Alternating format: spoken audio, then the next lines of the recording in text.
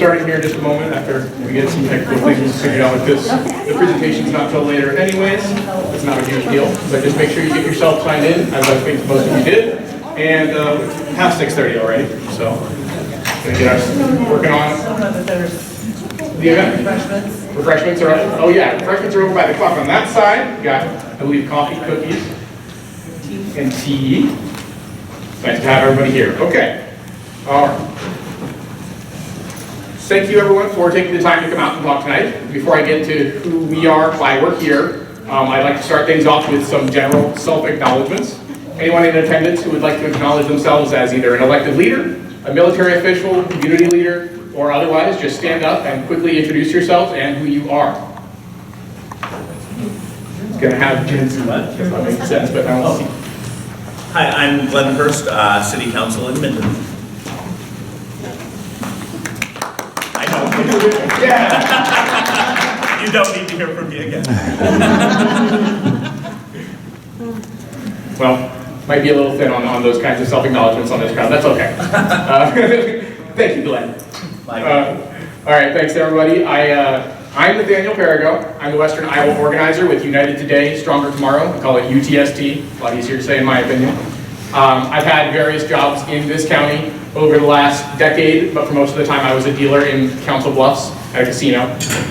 Most recently, I got myself more into the organizing sphere, working alongside other working class folks like many of you in attendance and many of those helping to organize today. For the first half of tonight, we're going to have some context and a quick presentation, but the second half will be dedicated to hearing from all of you and your issues that you're having in Potawatomi County. For a bit of that context on who we are and what we've done up until now, I'm going to hand it off to my friend and close ally of United Today, Stronger Tomorrow, Jerry Fredrickson. Yay!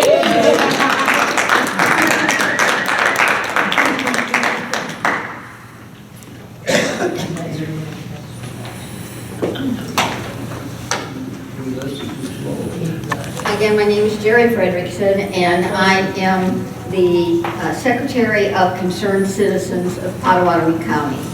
And if you were involved with our last visual town hall that we had last month, you have heard this spiel before, so please bear with me. This is for the people that are new tonight.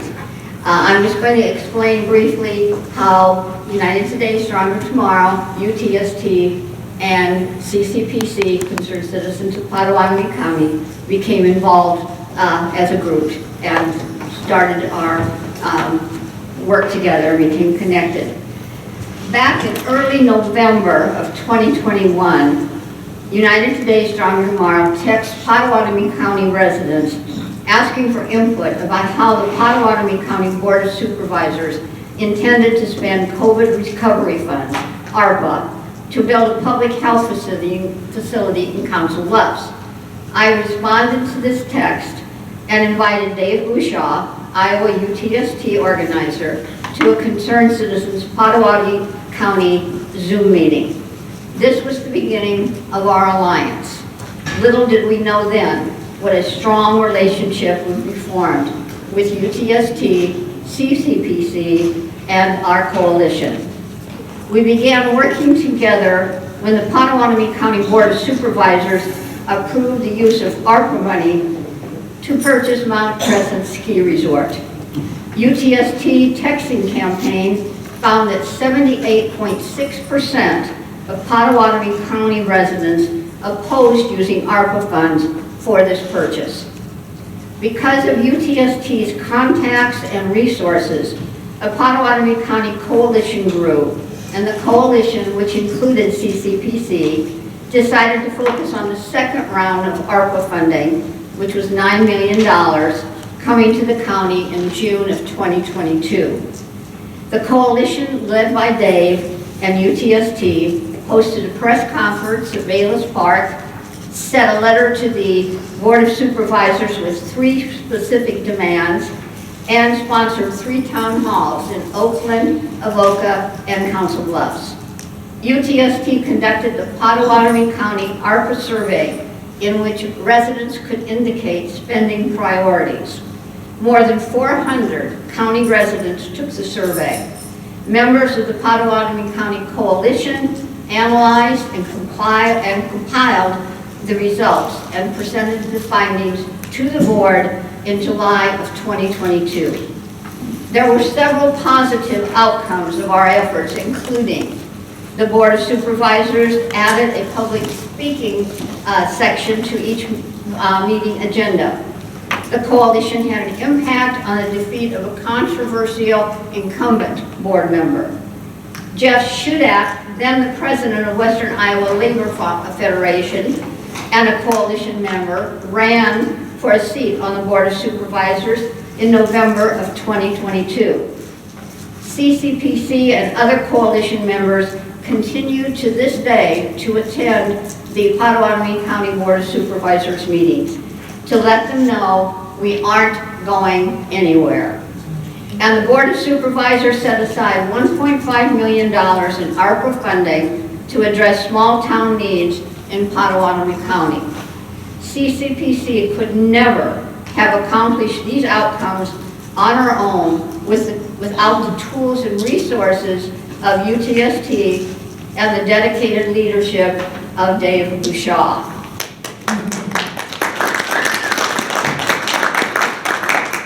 Next, UTST empowered us locally to take on a campaign of our own. Members of WILF, Western Iowa Labor Federation, and CCPC came together to form a PAC in April of this year, the purpose of which was to let Potawatomi County voters decide how our Board of Supervisors were elected. The Plan 3 districting project required 2,919 Potawatomi County signatures for a May 31st, 2023 deadline. We delivered almost 4,000 to the Potawatomi County Auditor's Office on May 31st. The learning and training we received from UTST assisted us with the Get Out the Vote phase of the districting campaign. We've held community conversations in rural counties and communities, and we connected with the residents of the Potawatomi County through print journalism, digital technologies, and radio ads. Now we eagerly look forward to working with UTST on the infrastructure funding for Potawatomi County. If you have any questions, you can see me after the meeting. This is just a brief overview, and we have other CCP members here who would answer your questions too. Thank you, and we can turn it back to Ms. Daniel.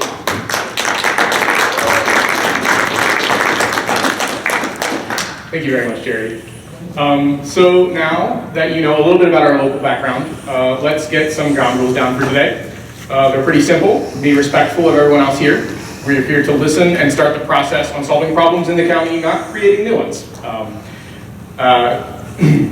Also be respectful of everyone else's time, which I mean whenever you are up to speak during the later section, you're going to try to limit yourself to 2-3 minutes until everyone who's been able to speak, who wants to speak, has been able to. We want to ensure that there's time for everyone to share their issues and perspectives, and please don't interrupt others. If you'd like to turn to speak, you just raise your hand during that portion, and we'll mark you down to speak next in line, and we'll call people up in order as they go along. There will be also a focus specifically on local issues, because national politics are quite divisive and too detached from everyday people. We want to focus on Potawatomi County in particular and what we can do here together.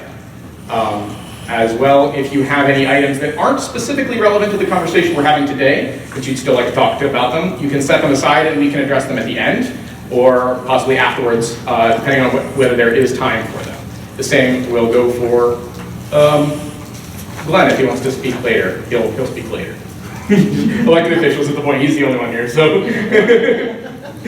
I was just putting him on the spot again. Okay.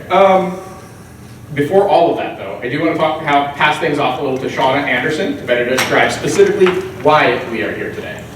Yay!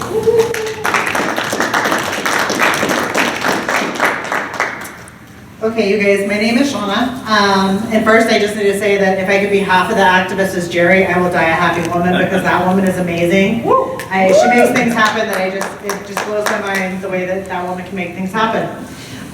So the reason we are here, after you hear all of that, is to be able to decide what works for us in the county. So we had one of these meetings, we had it via Zoom, and most of the people that showed up were from Council Bluffs. So they talked about issues that happen in Council Bluffs and things that they run into every day. Myself being an Oakland resident, I realize that us rural folks see things totally different than people in the city do. We're not worried about railroad crossings, we're not worried about traffic backups, we're worried about things such as, I just learned from my sister-in-law who lives in Carson, excuse me, her well is going dry because of the Iowa drought. And she's had somebody out to try and find different places to tap into, and they're not having any luck. She's not the only one. Apparently there is a small group of folks that live in Carson that are having some issues with them. Those are things that we find out here that people in the city would never even have knowledge of. So it's really important to us to hear what problems you face every day that we may not be thinking of. There are these infrastructure dollars that can make a huge difference, and we're trying to find what campaign we could get behind to really make a difference locally in people's lives and the things that we struggle with every day. We want to make sure these dollars go to something that means something to our community and that can put us in a better position to keep growing and doing better. So with that, I will hand it back over to Nathaniel. Thank you, Shauna. Well described, perfect, honestly. So, since we are today bringing together people who are from Council Bluffs and the rural areas, I wanted to make sure that we understand one another where we are coming from when we talk about things. In order to do that today, we're going to start by discussing what I would call some baseline values. We're going to split off into small groups by table. We have some tables already sectioned off here that works out quite well in my opinion. If you guys at the back here would be willing to jump onto a table with some others, it would be nice. We're going to talk about 3 prompts that are listed on the backs of the handout, the colorful handout. On the back, there's 3 prompts. They are, if I work hard, I should be able to support myself and my family with the paychecks I earn. The second one is, I shouldn't have to pay more than 30% of my income on a home for me and my family. And then, I trust local leaders and community groups more than federal policymakers to make decisions that impact me and my neighbors. So what I want is for each of you to decide how much you agree with that in each of those statements on a 1 to 10 scale, and then discuss with one another where you're at, the statement and what it means to you at all. So like, what are the specifics of working hard? What does supporting yourself and your family mean? Who are local leaders? We're going to spend about 10 minutes on that, and I'm going to have one person from each table report out a little bit about that, but any specifically particular interesting discussions you had on it, or if like you specifically heavily disagreed or agreed with any of the statements. So we're going to go ahead and split up, and I'm going to have one of the facilitators at each of these tables to take notes on it as well.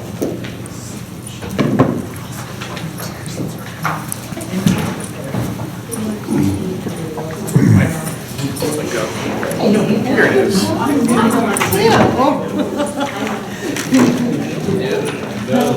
There. Another minute or 2 on this, by the way, guys. It's fine, we can just call it washing our money. That's literally what he said. So do we trust local leaders? And they changed the caucus attendance. It used to be 50 people in attendance. They changed it to 200. As concerned citizen, So they increased my signatures by 400% and the caucus in attendance by 400%. So I started the caucus on one day and ended it 3 months later. And the caucus is just me walking. You're in attendance at the Liberty Caucus right now. As long as by the time the caucus ends, there's been 200 people that have attended it. The law doesn't have a law degree from Creighton, but the law doesn't say when the nomination is made. It says where. Well, it's made here in Oakland. It's made in Council Bluffs. It's made in Sioux City. And the Republicans could have objected to me getting on the ballot this way, and they didn't, because they didn't want to give me free publicity. I mean, I don't know how all of you found out about this. But yeah, because I was the flyers, you can run your own caucus and do things like I did. Just make yourself the chairperson and the secretary of the caucus. And the secretary of the caucus is the one that determines attendance, just like at school. Now, it's the same person. It's a unitary executive. It's a dictatorship of liberty. So, and yeah. Now, to petition in Iowa, the people have to do a wet signature on an original piece of. You can't even turn in a photocopy, or they're not counted. That were the Republicans or Democrats to get on the ballot like I did, they don't have to turn in a list of those that were in attendance to this. I do, as an independent third party. It's a double standard that is unconstitutional. So I'm going to sue the state over this signature increase and attendance increase. But we used to have fair ballot access laws. Like the Libertarians are an official state party, or officially recognized party under state law, entitled to a primary election. So the law used to be that you had to get 2% of the people that voted for the top of your ticket for your party in that county. So it's like some counties only would need 5 signatures to get on the Libertarian ballot. We're a major party this election cycle, but the new law changed 2 years ago. Now says that I got to get 2,000 signatures. So instead of getting a percentage of whatever the Libertarian got, they make it more difficult to get on.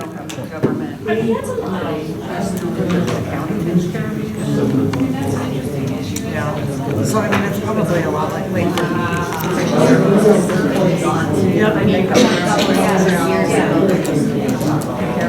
Well, I mean, it's kind of like me. I live in Oakland, but I'm not sure what proper is, I always say. So like, I don't get to vote city council. All right. Without the city limits. So now, you guys are able to, I'd love to hear if you guys have any specifically interesting discussions at each of your groups about any of these statements, or if there was something you specifically greatly agreed or disagreed with that stood out to any of you. If anybody wants to stand up and talk about that from their group.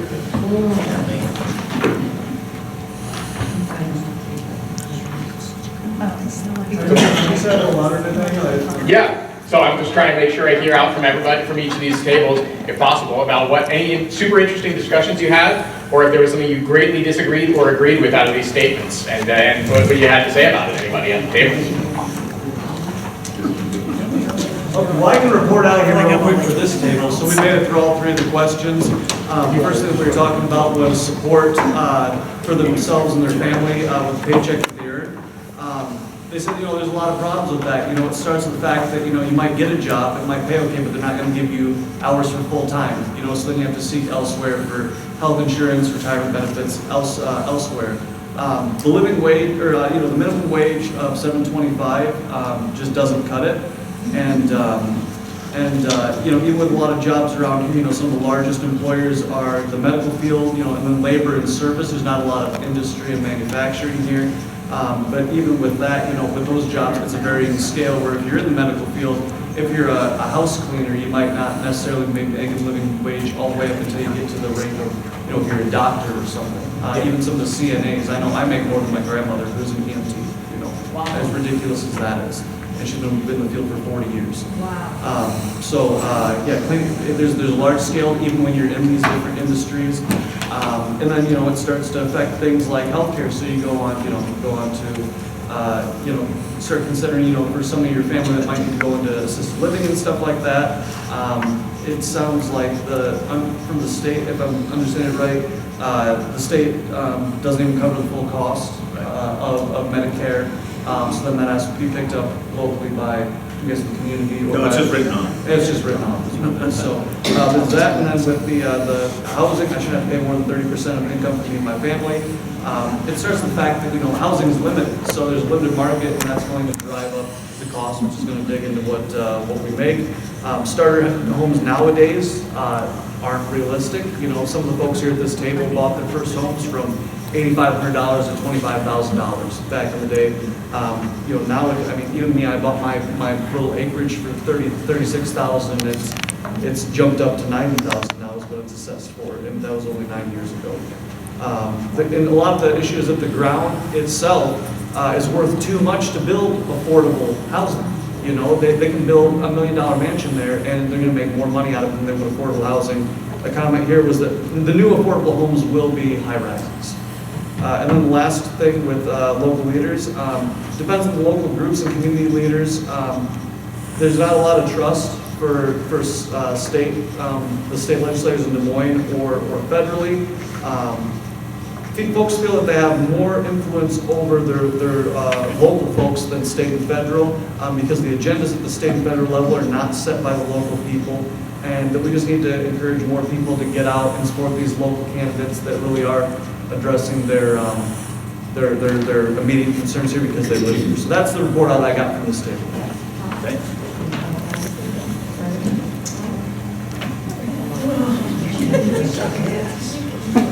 Oh, Ellen. Thank you. I'm fine with just the table, but, okay. Oh, Ellen, you're on the front. Yes. For number one, it's been a long time since people have been able to support themselves and their family with the paychecks one person makes. And as far as the salaries have stayed down here and risen slowly, and the costs gone up, especially for housing. There's just no way. And we've tried to make up for it by having 2 people in the family work. And that works, helps some as long as you can get childcare that you can afford. There's the medical costs. Even with Medicare and Medicaid, my daughter, for instance, is troubled, mental illness, half her life. And she can't find a therapist now that suits her needs because nobody wants to take Iowa Medicaid. They'll take her Medicare, but they don't want to talk to her when they find out it's Iowa Medicaid that she's on. So she's struggling for that. Oh, I've been talking about number 2, the 30% income for the house. That's fine. Like I said, that's Good. out of the way. Oh, it's so depressing when you get going on this.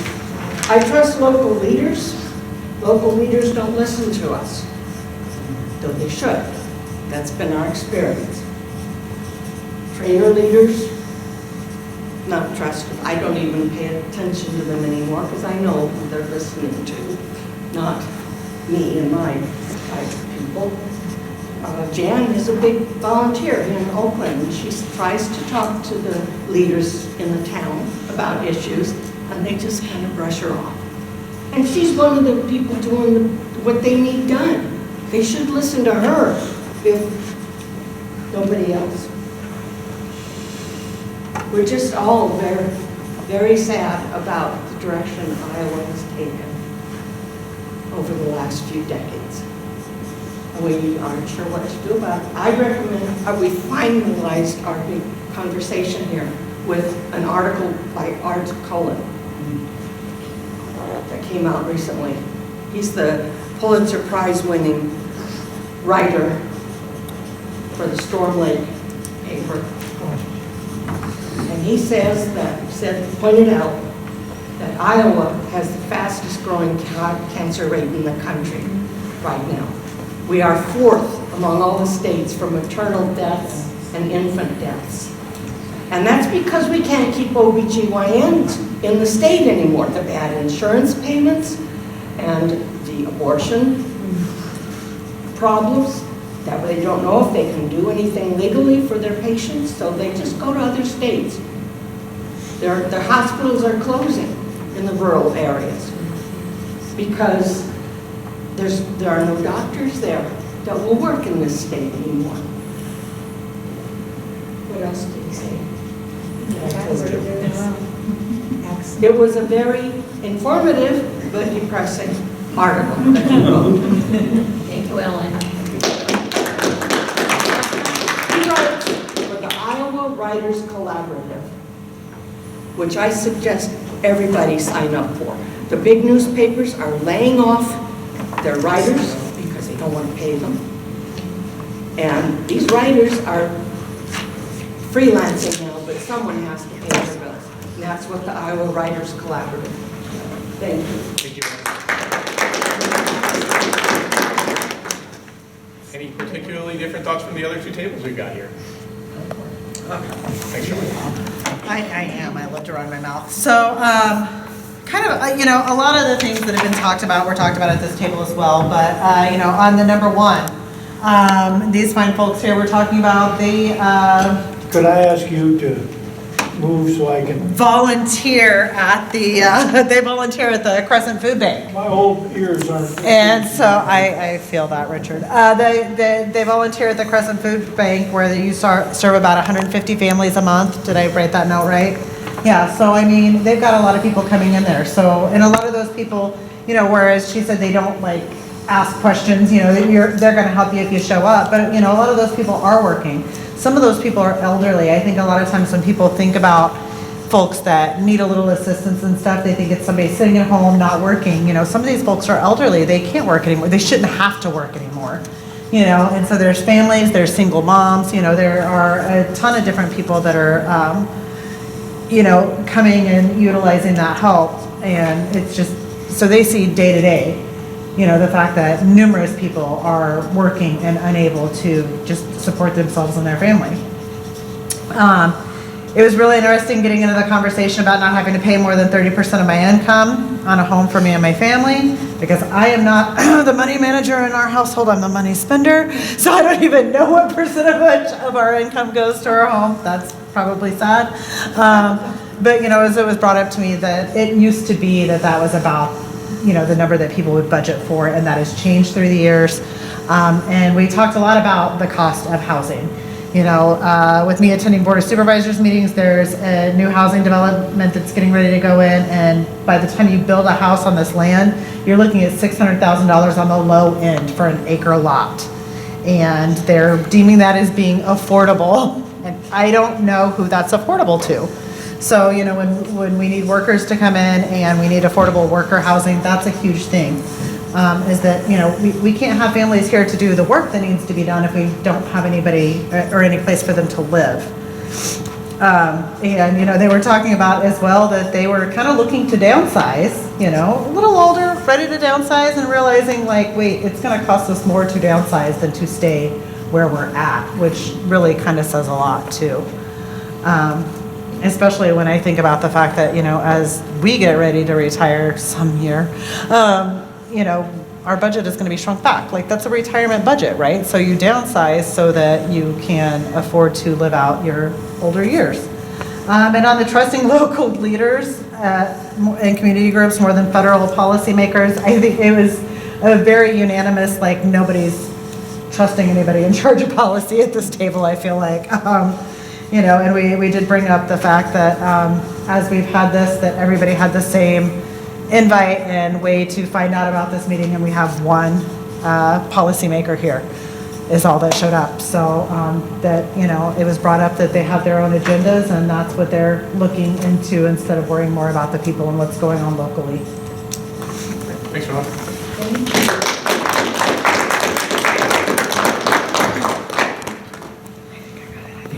You guys have anything you want to say on it? I don't think so. Oh, I mean, nothing super new. We were, we all agreed like 10, on a scale of 1 to 10, that number 1 should be true.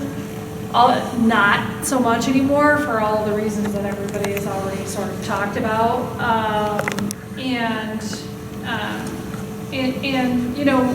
But the fact that corporate profits keep going up, like CEOs and people like that, their wages have gone up dramatically, but not so much the wages and salaries of the working class, I guess. And then same on 2, we agree for all the reasons that said that should be the case.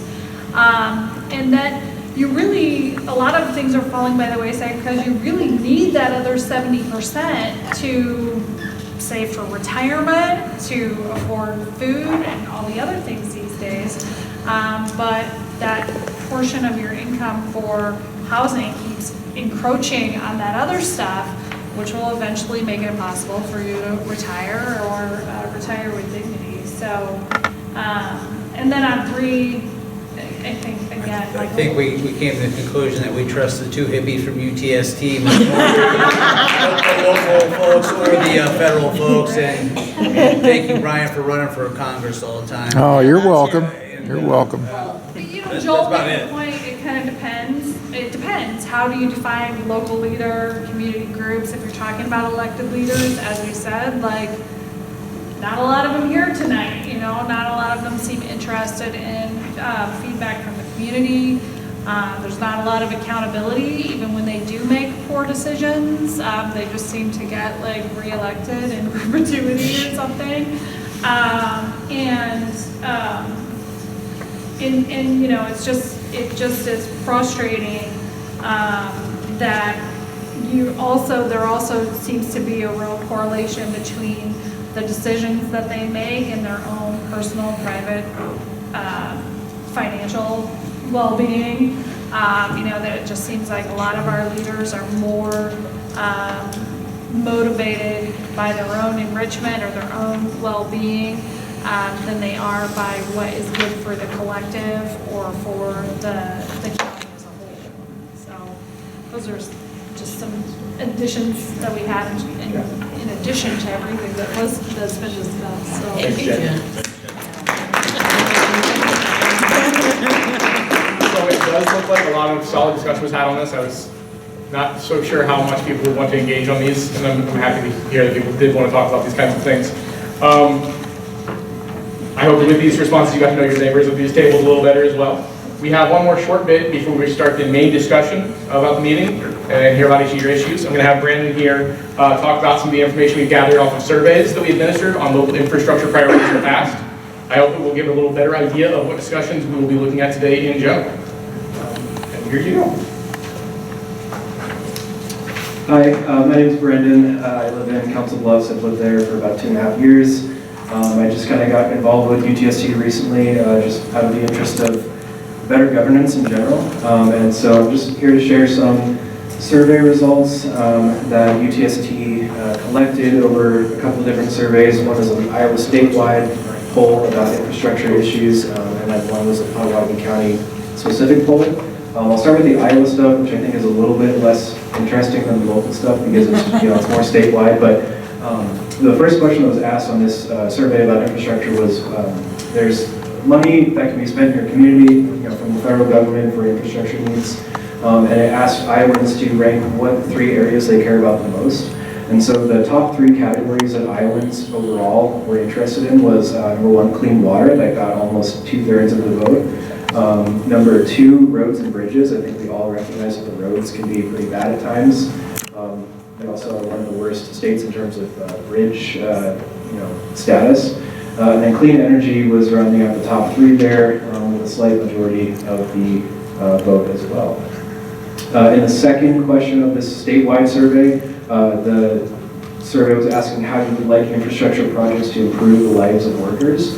The top choice there from statewide respondents was to ensure that workers get the prevailing wage for the jobs that they do. The second highest response there, which is also slightly under 2/3 of respondents, was to create jobs for members of low income, rural, and communities of color throughout the state. And then the third highest response, again with a slight majority, was to strengthen and protect the rights of workers. The last question on the statewide survey was how would you like infrastructure projects to improve your community? The top 3 respondents here, or top 3 choices here, were number 1, to address climate change and expand clean energy. That got a slight majority. And then the other top 3 did not get quite a majority, but they came close. So the second one was create good jobs for unemployed and low-wage workers.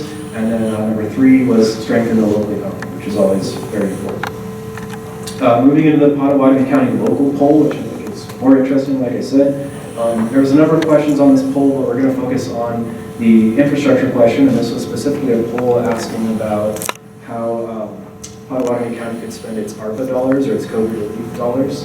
The overwhelming majority of residents in Potawatomi County would like the infrastructure money to be spent on roads and bridges, which probably is not surprising at all. That's 82.5% of the respondents wanted money to be spent on roads. And then kind of rounding out the other top three here with clean air and clean water. We heard about the issue earlier with someone's well potentially running dry.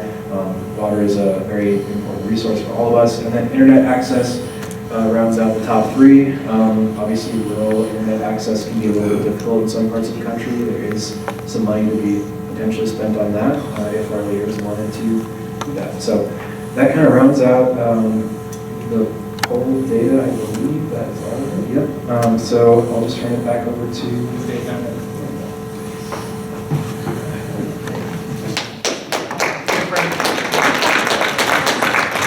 Thank you very much, Brother Brandon. Tom Dave, that Jerry was lauding over so much. Nice to meet you folks and see some of you again. So what we're going to do now is we're going to do the go-around, where Nathaniel, after he gets done hanging this stuff up and I reaffirm the ground rules, Nathaniel's going to run around with microphones, so tap your hand up if you'd like to speak. So what this is all going to be about is, first thing we'll start off with is the ground rules, like before. So I just want to reaffirm those again. Be respectful. We're here to listen, have a conversation about local issues and focus on the issues. When speaking, raise your hand and indicate you'd like to speak, and then Nathaniel will keep a stack of who's next. Be considerate with your time, 2 minutes if we can, until everybody else gets a chance to speak, and then we can speak more. Keep it local and keep it non-political. Like you said, national politics are too divisive. They've got their own agenda anyways. Let's focus on what we can do here.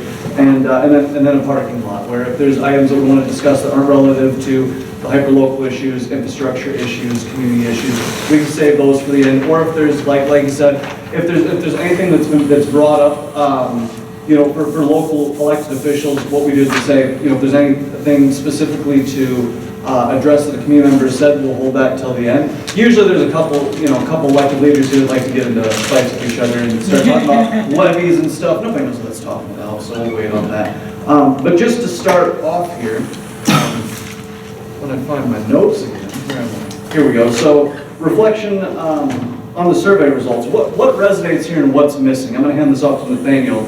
What do folks think about this? Any knee-jerk reactions to this right now? Housing is missing. Housing is missing. Okay, yeah, that's true. Housing is missing.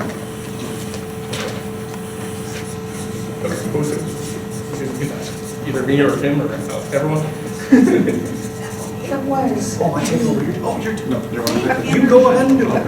on the last, I can't read what's up there now, the clean energy on, I think the next last one is really low. The microphone.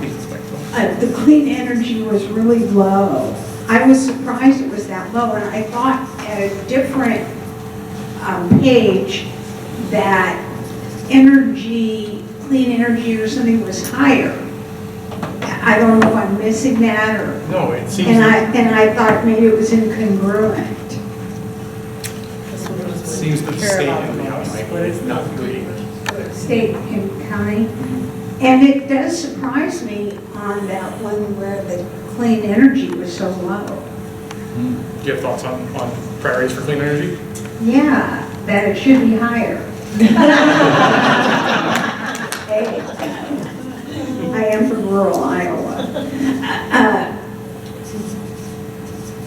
And I really didn't, and I haven't looked at it as compared to the other ones to see if I would have put it higher.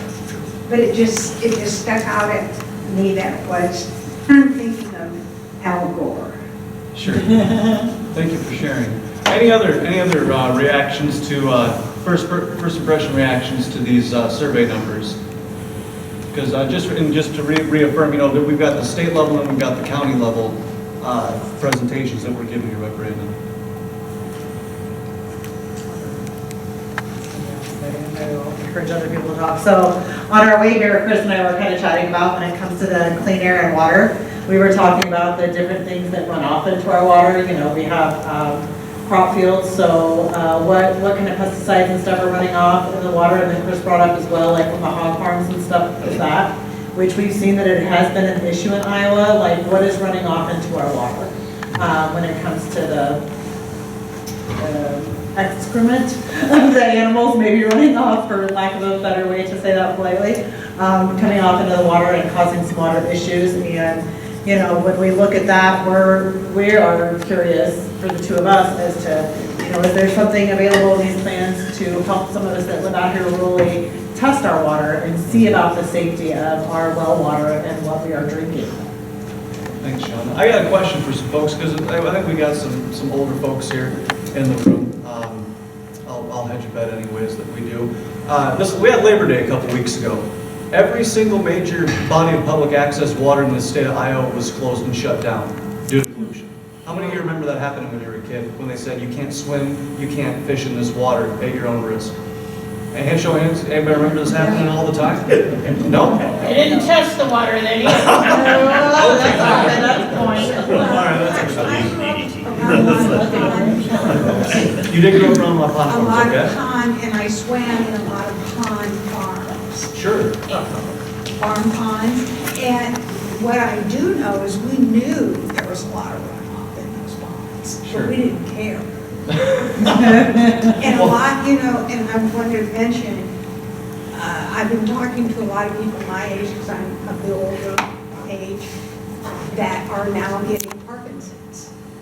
And I thought I read, or somebody told me, hey, this could be a real good example of the chemicals in farmland, especially farmers that have been working with those chemicals. Sure. And then I read recently, oh no, that wouldn't have that much to do with Parkinson's, but I don't know if you're like I am.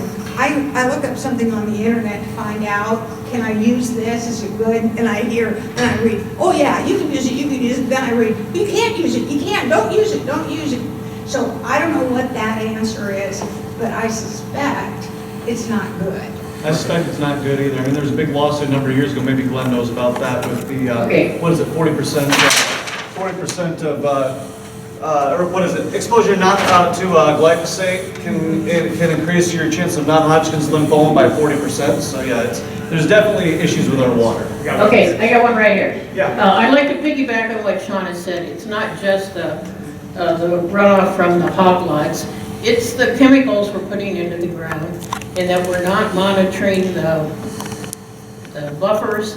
There's no, farmers go right up to the streams. They don't have buffer crops there to stop that runoff. And so it's just been lax all the way down. Requirements are, they're no longer requiring those things. And Iowa is second highest in the nation in cancer rate. That's just rising. And I will say, you know, I'm a farmer, and I did some research on this a number of years ago and wrote a paper for the state legislature where, while Iowa's pretty good at their soil retention, we're only responsible for about 5% of our soil erosion that goes in the Mississippi River. We're pretty good at it. But because we pump so many chemicals onto our farm fields, we dump so much in there, with just that 5% land erosion, we're responsible for a quarter of 25% of all of the nitrogen and the phosphates that go into the Mississippi River, travel down and contribute to the algae blooms in the Gulf of Mexico that kill off the fish population. So, I mean, yeah, we've got high concentrations. I think we over-fertilize our field by 400% darn near, because we don't know what to do with all the excrement, as you put it. So on that, I want to open it up to specific issues. We want to get really hyper-local. We've done a lot of the survey. We've surveyed thousands of people in Iowa. We've talked about the clean air, clean energy, you know, all the big top line things. We want to hear about some of the specific problems and issues that are happening. Kind of like, for example, what Sean was talking about. Wells are drying up. You know, she referenced one of her friends. So if you want to raise your hand, if there's a specific rural issue or an issue here in Potawatomi County you want to address, we'd like to hear about some of these hyper-specific issues now.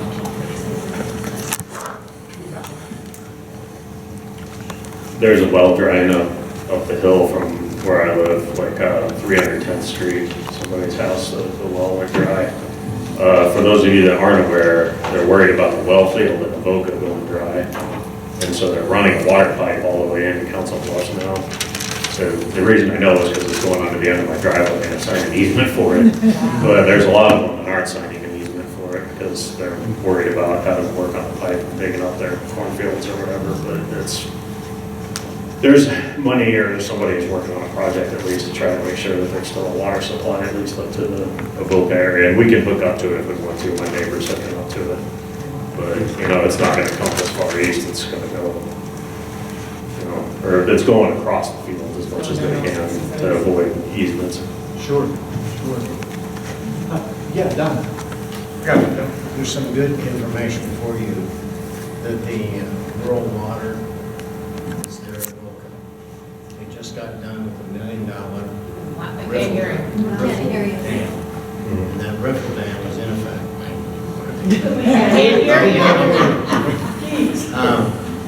They just got done with $1 million project that they got a grant for the rural water. And it's called the riffle dam. And what's happening is it slows the water down north of their well field so it'll soak into some of their wells. But what you're saying is correct. The rural water district is going to hook up to Council Bluffs, take water from the plants that come out of the riverbed, and going to be pumped, as you said, to 6, and then it's 3/50, I think, but there's some easements that aren't approved, so they're going to come up a mile and come back and go on. But keep in mind, this is not going to be put in and active until early 2025. So we're going to sweat out shortage of water or get to the point where we could even ration.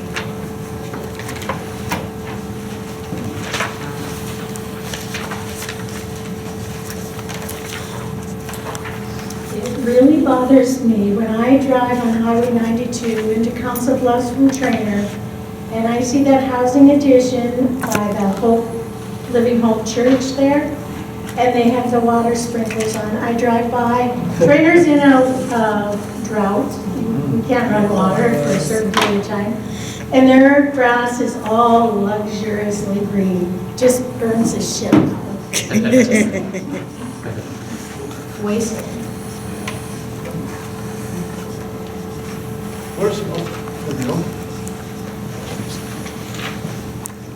I know what's up there, that internet access one to me is, for all of us, is hugely important. I know when Sean and I first moved out here in '07 from the city, we had, super fast internet, and, getting moved out here, at the time I had a job where I worked remotely. I was a telecommuter for a company in California. We made web applications, web development and stuff, so obviously internet connection was important.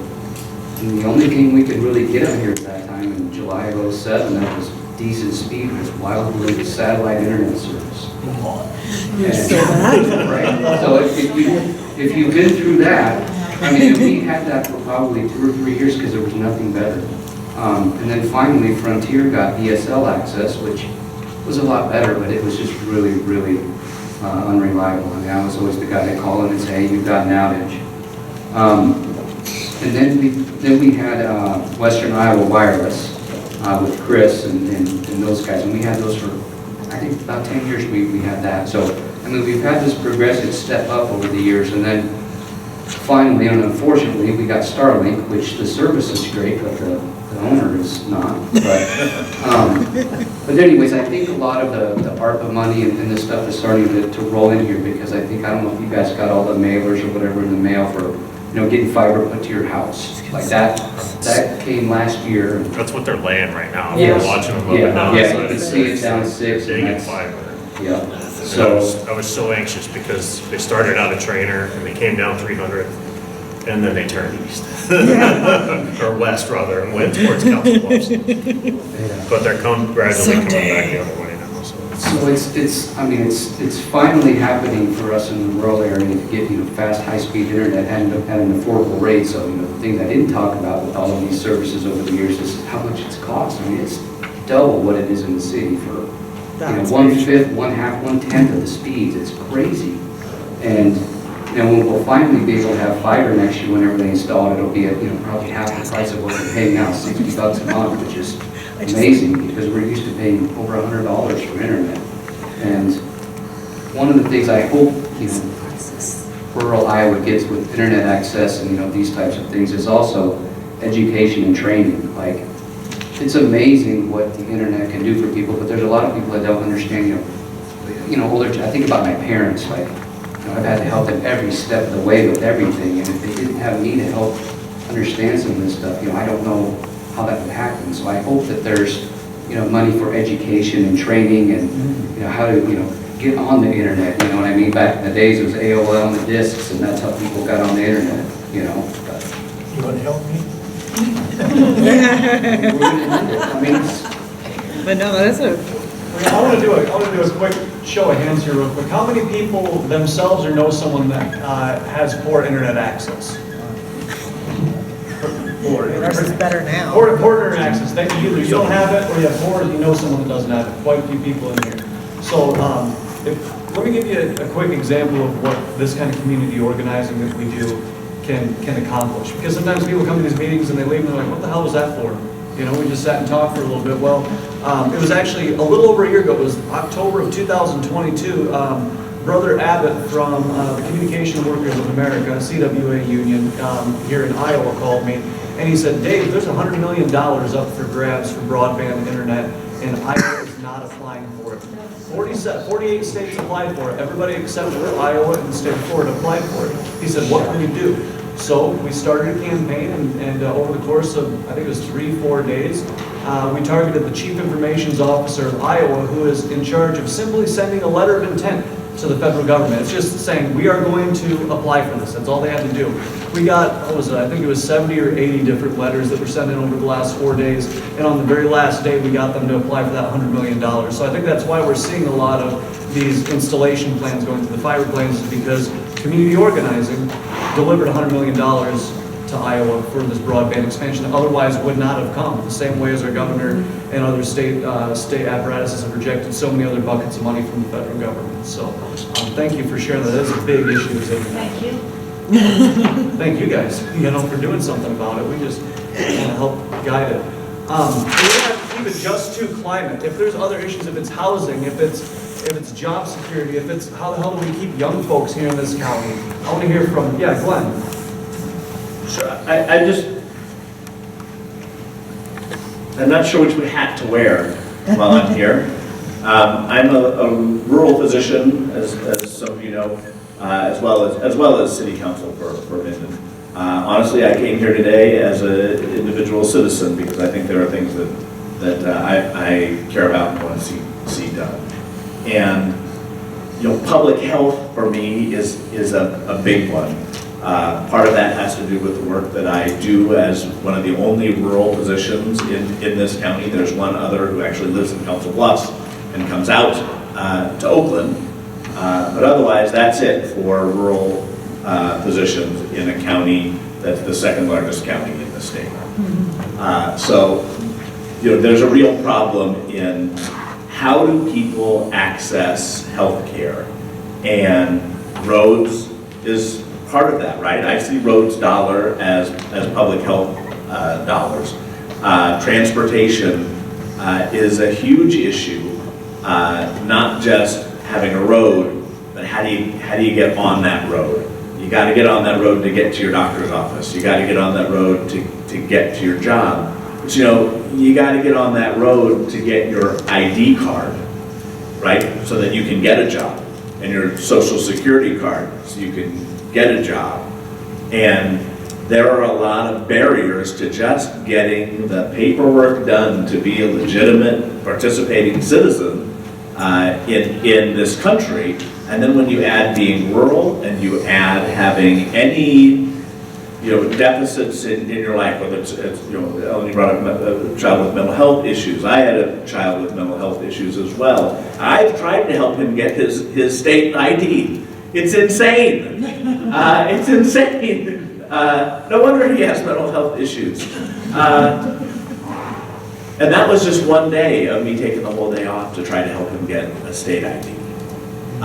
And so how does a person who doesn't have a father who's a city council person and a physician help them do that? And we don't even have roads that are safe for to drive on to do that. Our bridges are some of the worst in the nation. We're the worst in the state. We are 90th out of 99 counties in public health outcomes. So public health is a big deal to me. And we just talked about transportation. That doesn't include the problems with housing and housing related to healthcare access, ability to have an ID card, right? You gotta have a place to live. Not every, there's 75 beds at New Visions in Council Bluffs. They sleep 175 people every night. Okay, 'cause they put mats on the floor in the cafeteria. So there are huge problems related to public health that I think in a roundabout way this money needs to help address. And there are other buckets of money that are coming to help do that. But this is a big pot of money, and I think we should use it for that. Yeah, absolutely. And I mean, you talk about, being able, you want healthcare, you're gonna have to, if you live out in the rural area, if it's something serious, you gotta drive all the way to Council Bluffs for it. When we did messaging, Jerry was talking about it, about building a new public healthcare facility in Council Bluffs. We asked people, what do you think about that? The reason we posed that is because rural folks, if you're from Boca, you live, what, 45 minutes away from Council Bluffs? If you're an older person, I'm young, I'm 29, I don't even like navigating Council Bluffs downtown roads. I suck, I'm from a small rural town myself. So it's like healthcare infrastructure. Someone had said, I wonder if they put it in the center of the county in Oakland. Well, see, that's what these conversations are for here, so we can hear ideas like that the board's not hearing. Or buy three buses and bring public health to communities on certain days. Public health was a genius idea. Yeah, public health infrastructure. What are some other things? We've heard about internet, we've heard about clean air, clean water, we've heard about public health care. What are some other issues? I mean, I promise you, nothing is too specific to be out of the norm here. We want to get to the hyper-local issues because that's how we fix it, is we identify it, then we identify the target and how we get it done.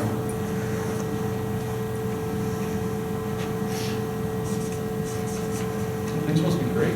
I just feel like I'm the one talking all the time. Childcare. Childcare, Access, being able to physically get to childcare and being able to afford childcare, after that whole income issue that we talked about on the back of the sheet. Who wants to take a guess? What percentage of Iowa do you think is in a childcare desert? Take a guess. Anybody want to shout? Huh? 90. That's pretty high I'm still. going to say 100. The entire state. It's a little over 40%, so half of Iowa is in a childcare desert, and the rest of them, that have childcare, they're running out of available spots to do childcare, and so, there's, and then childcare qualifiers got cut by the state. The standards got cut this last legislative cycle. Now what is it? I think a 16-year-old can have up to 8 kids? Or something like that? Yeah. Tell me that makes sense. Public health problem. Public health problem, yeah. What are some other folks thinking? What are some issues here? There you go. My sister's in a nursing home. They accept Medicare. They don't accept Medicaid. Where does one go? Yep, that's a good question. Yeah. And life care, the people that gave decades of their life to labor, should be able to retire in peace and dignity, and here their families getting their own white hairs and gray hairs of their own, trying to figure out how the hell to keep them in bed.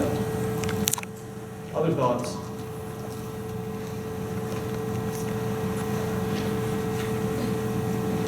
On that issue, I'm glad you maybe can answer this one. If they don't accept Medicaid, does that mean they're a privately owned nursing home and they can choose?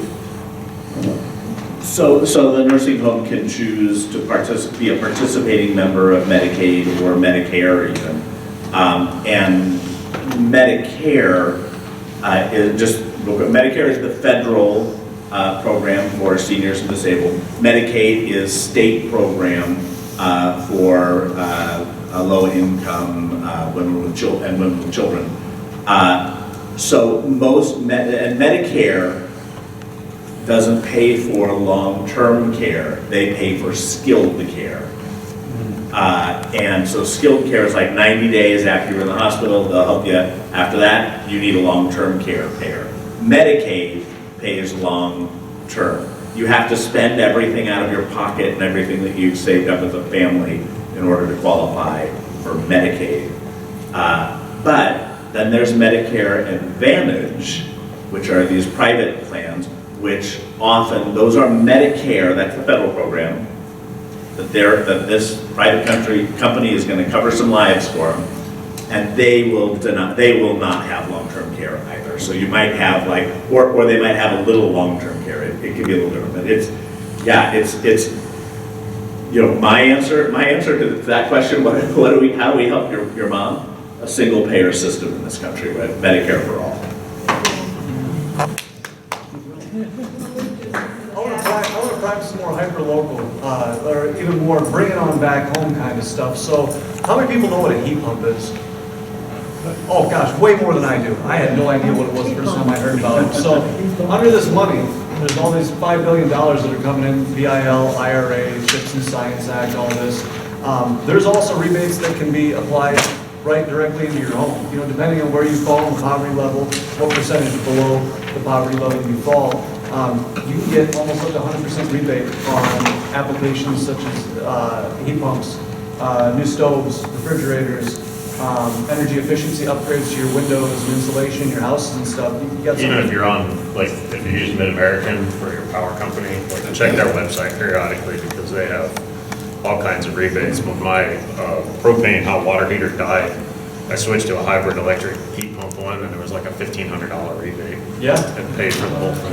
And there's even more coming out with this, tons more, for stoves, for washer, dryer, whatever else. So how many people know someone that's, or themselves, that have outdated appliances in their home?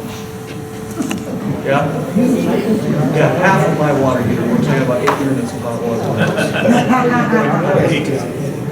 So there's, I mean, when I say, you know, when we look at this money, usually we look at all these big numbers, they throw them around, you know, it's like 100 billion for that, 100 million for that, whatever it is.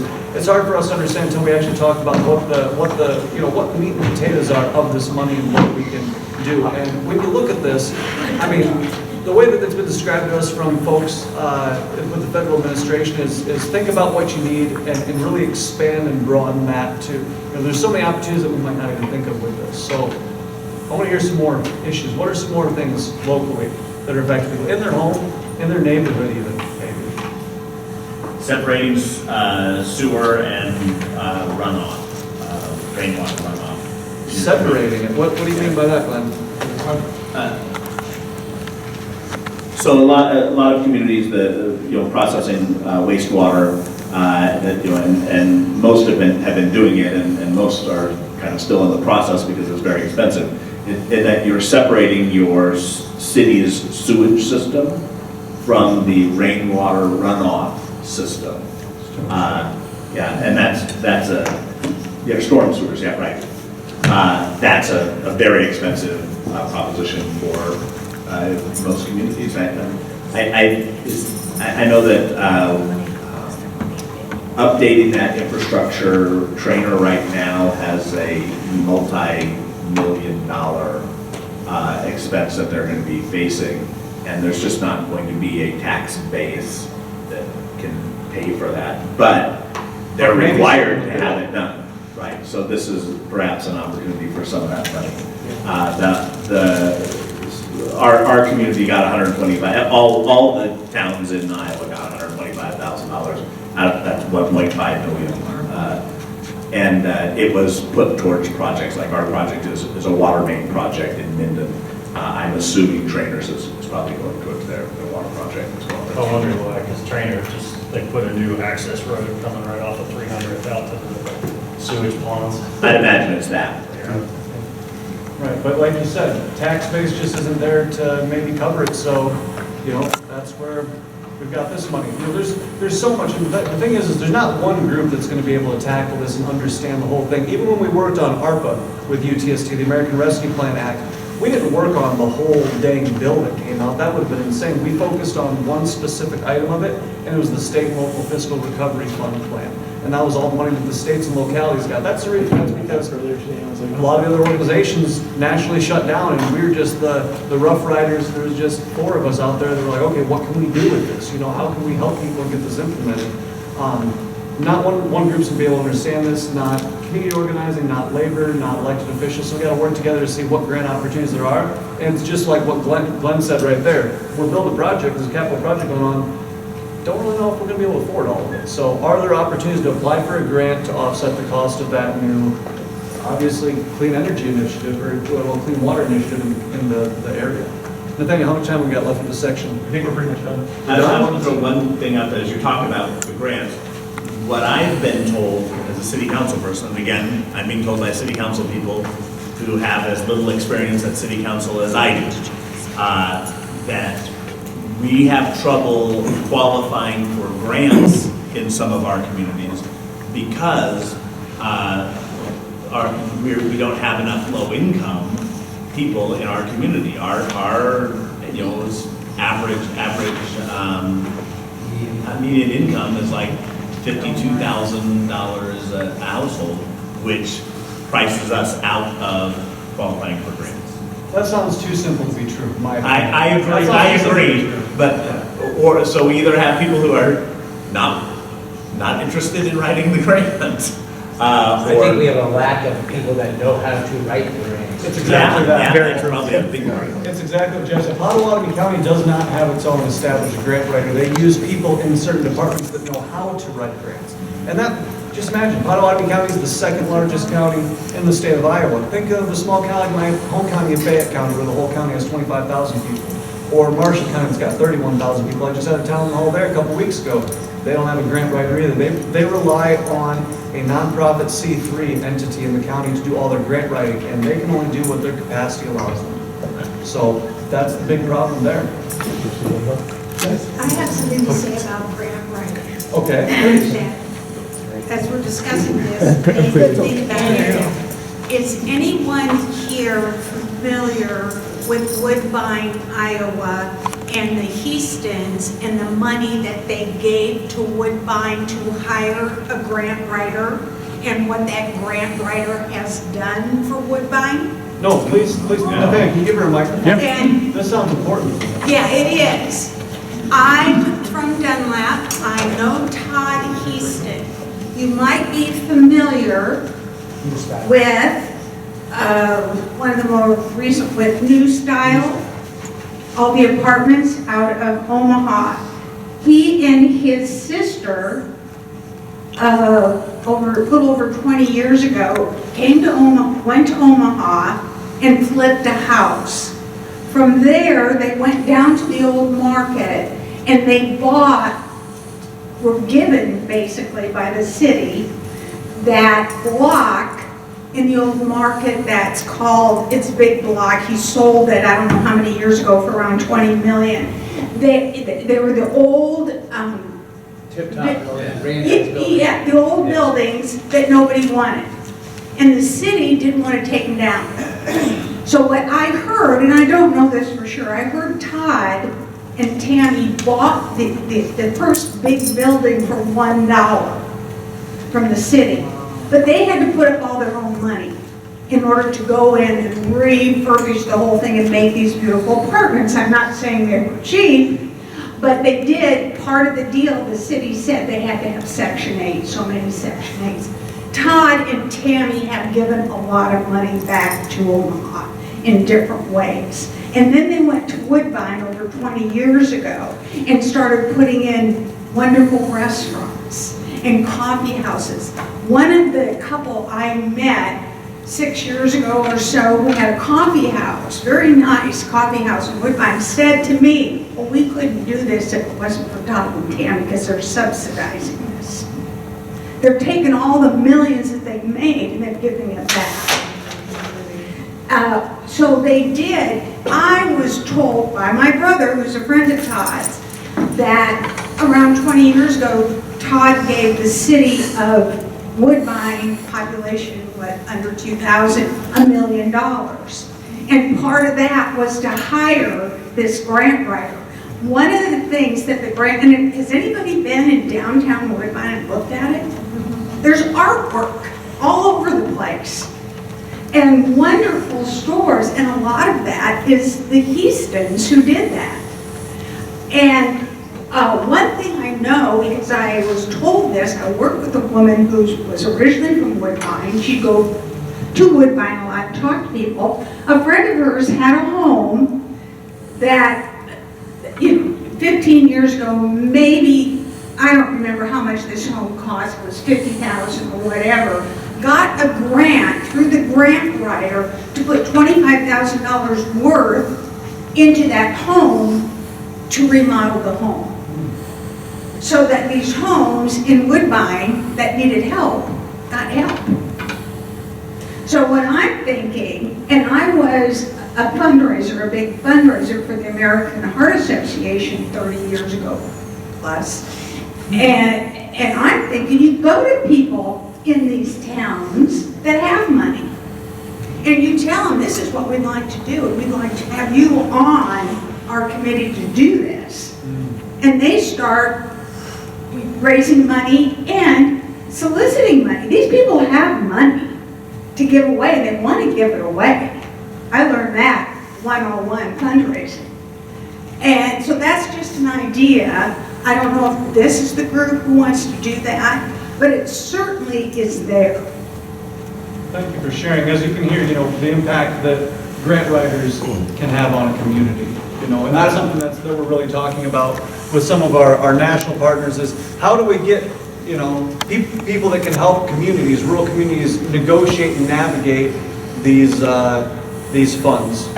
What are we going to do to get that? So let's do a quick debrief on what we learned. Then I got a couple other people. Oh, you got a couple more? Yeah, go for it. Yeah. We'll go over if we have to. Just a quick comment. Oh, I have Bruce here first before you. Oh. Sorry about that. Is it on? Am I on? Yep, it's on. We work at the Western Food Pantry. And yes, we do write grants. And yes, we still have a great need for food insecurity in this county. Just in the Crescent area, we're serving over 150 people from Woodbine, everywhere. So is there ways of getting some of this funding to help the food insecure? It's not providing housing, but it's also a health issue. There are people here in the heartland, the belt of all our food, that are going hungry. And we need to look at how we can get that funded and help those that are in need. Thank you. Thank you. It's a wild thing being in the heartland. Iowans, only 15% of the food that we eat was grown in Iowa. As wild as that sounds. Worst part is a lot of the Heartland food banks don't have any food either. That's the other problem, right? A lot of the ones that we deal with, at least Jen deals with, they don't have any food this year for Christmas. No. Okay. That's all right, she got a spunk, she can yell. The grant writing triggered a memory. The library in Council Bluffs used to have a person who would train people on writing grants. I don't know if they still do, but I think sounds like that would be worth pursuing. And if they don't do it still, then we should ask them to go back to providing that service. Now that is an interesting idea. What do folks think about that? Yeah. There's folks in this room that start learning about how to write grants and bring money. Yeah, if you learn how to write grants, you can start bringing money to your rural communities. I like that idea. Do it ourselves. Yeah. Yeah, well, I mean, yeah. Look at that question. We trust the local leaders. All right. Okay. We good? Okay, so just a quick debrief on what we've gone over here. Are each of these the same? No, they're not the same. So, looking at some of this stuff, so reflection from this, housing was missing from that. And the reason we did that is because with the BIL and IRA funding, the reason why we didn't put that directly into the survey is because there's nothing explicitly in these funds that say, here's money, go build affordable housing. That just doesn't exist. But there's different things like community benefits agreements or other things we can leverage. Like, for example, if there's, with the CHIPS and Science Act, it's money to start to manufacture microchips and other technologies here in the United States. Well, when a factory like that comes into a community, maybe there's a community benefits agreement that they're going to invest so much into affordable or workforce housing. The same thing that happens over in Marshalltown. With, it was a JBS, is that the what they call the meatpacking plant, or JBS, something like that. They just built 170 units over in Marshalltown. affordable housing units. So maybe it's agreements like that, okay, you're going to expand, get this lot or land or whatever, you know, these local tax incentive, this is what you have to do. So that's why that wasn't there, but a lot of talk on clean energy, a lot of talk on clean water and runoff and what's happening to rural water sources. Public health, money to address the needs of the impact on public health, healthcare, institutional infrastructure in rural areas for healthcare, childcare access and affordability, and that goes into healthcare issues as well. We've got, hit at home infrastructure things and utility things like heat pumps and sewage and whatnot. And then we got really into the grants thing, which is what I think is the most important part of all this, is figuring out how do we get the money? That's the money's there. It's there. It's moving already. How do we get it? So the grant writing is what I'm really interested in. And then more about water problems. So I'm seeing a theme of healthcare, clean water, clean energy, and housing. The thing is folks, if along with this and good jobs, if we don't have these things, our communities are just going to shrink and disappear. You know, people aren't going to want to live somewhere where there's no amenities. Like when someone gets off work at their job, if they have a job locally, they want to go to their downtown, go to the bar, go to the arcade. I don't know what people do for fun anymore when they're off their phone, but whatever it is that they do, they want those amenities. Otherwise, they're not going to stick around our small towns. I remember when Jeff was running, one of his big things was I think Potawatomi County's population has shrunk by 400 people since the 80s.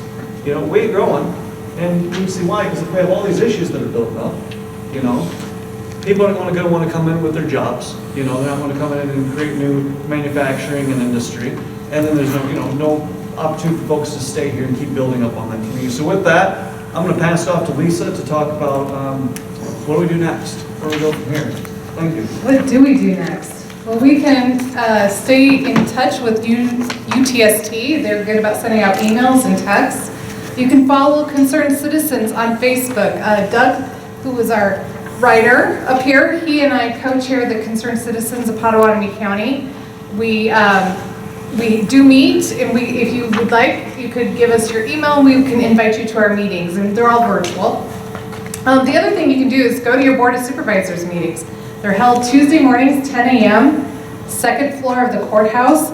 I know that's not always convenient for everybody. They do record them. You can watch them. You can watch them live, but you're not able to make comments that way. If you want to go and make comments like Shauna does at the end, they turn off the recording during the public comment section, and they're not allowed to speak back to you. So you're allowed to comment to them for 3 minutes. The other way to get involved is to go to your city council meetings. There's one being held outside these doors right now. They're not in here. Council Bluffs meetings are the second and fourth Monday of every month, and I'm not sure. Obviously Monday evening here for Oakland. Glenn, when do you guys meet? We'll meet tomorrow, second Tuesday of every month. Okay, so that is one way to get in front of people. Let them know your concerns and what you're thinking about, what you'd like to see done. But anyway, we invite you all to be involved. Certainly, it's many ways you can step up and help us out. Thank you. Oh, also, fill out this interest down at the bottom here, this section, and they turn it back to you. Sure. Okay. Can I say something real quick? Yeah, here you go, Ryan.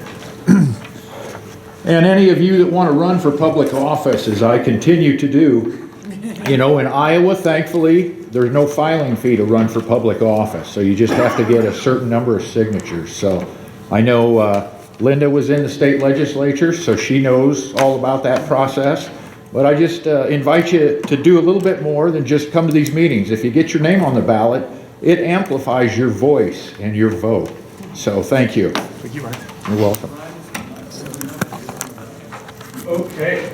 Yeah, if you could, like Lisa said, fill out that little bottom part. It has interest and what specific types of issues are relevant to you. It's more, what would I call it? More data-driven for us if we have those collected afterwards, and it tells us exactly how many people said this particular thing was their main issue. That would help out a lot. Okay. Thanks everybody for attending. Just want to, before you leave, want to make sure that everybody knows that your input today is not being just shouted into the wind. We have a strong group, as you've met most of us now, from many different walks of life working on this, and we'd love to have more people taking part. If you'd like to be involved, Lisa said a few ways to do it. You can also get back in contact with me. Most of you have my contact info. If you don't, cool. That's fun. If you don't, just meet me right after this. Talk to me. I'll figure it out with you, no problem. Or any of the other folks that we're running with today. Then fill out the bottom. I already talked about what else? Those sorts of things.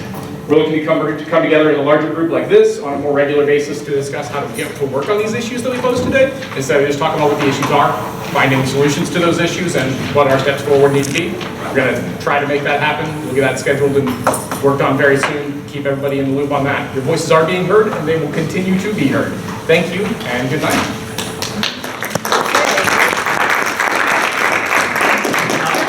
Just a quick piggyback on what Ryan just shared about running for office. There's also, for those of you who were here last week, they announced there's a lot of commissions and boards within the county that have vacancies. Public Health Commission, Planning Commission. You don't have to run for those. If you just put your name in, you're in, and they influence those decision makers. Dave's going around right now collecting any of those sheets, by the way, guys, when you finish writing them. I did.